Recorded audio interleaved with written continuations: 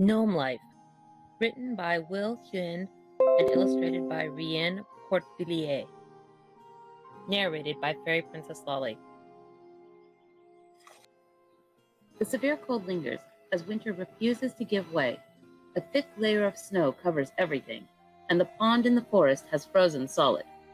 Each night, after feeding the hungry animals, Peter returns from his little barn on the tree stump. Leaf is Peter's son. He is 12 years old.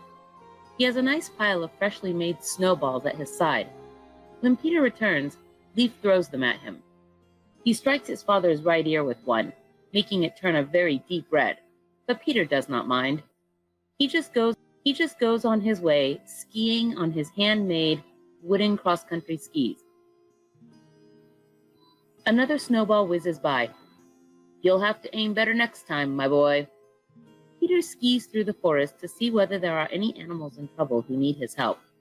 If the problem is serious, he does his best and then calls in the assistance of bigger animals, like foxes or pheasants or crows. In the middle of the night, Peter comes home to share a nice big dinner with his wife Fern, Leaf, and his daughter Lily. You now know that gnomes sleep during the daytime and are up all night, just the reverse of humans. After dinner, Peter brings out the sled that he made himself. The sled avoids thin spots in the ice and can move all on its own thanks to the magical spell Peter has cast upon it. Fern and the children jump into the sled, which travels at great speed. Peter follows on his old-fashioned skates that were made by his great-grandfather from a special wood found deep in the forest. They too are enchanted. You never get tired on them.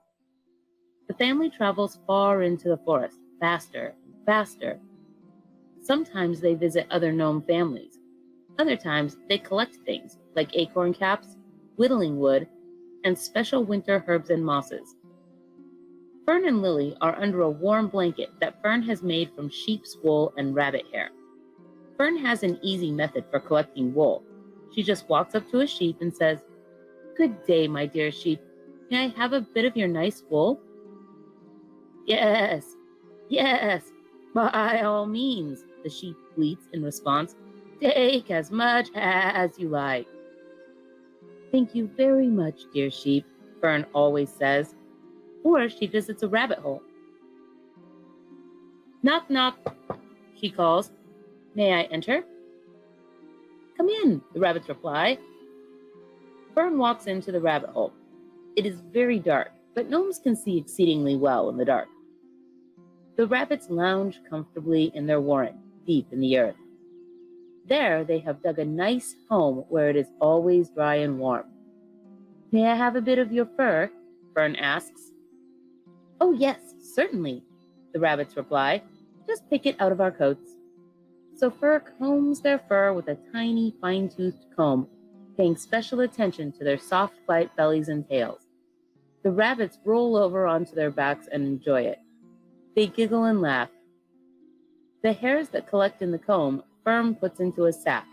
When it is full, she thanks the rabbits and leaves the warren. Out of this fur and wool, Fern makes thick socks, warm blankets, cozy vests and sweaters, and silky, soft, long underwear. The pointed cap worn by the gnomes is made of felt. A fuzzy fabric, felt is produced from wool by beating, heating, and then pressing it. Gnomes never take off their caps. For the men and boys, the caps are red. Little girls wear green caps until they are grown up, and then they get a purple one. Gnomes only have 2 children, and they are always the same age. This makes Leaf and Lily twins. Sometimes gnomes have 2 boys. Other times they have 2 girls. And sometimes, like Peter and Fern, they have a boy and a girl, like Leaf and Lily. If you look carefully, you will notice that the gnomes are not wearing mittens. That is because they can withstand the cold better than humans can. Gnomes do make mittens, but they hardly ever put them on. If Peter is really cold on long travels at night, he puts his hand under his beard to keep them warm. Hello friends, this is Gun for Hammerhands. Thank you for checking out Fairy Princess Lolly's channel.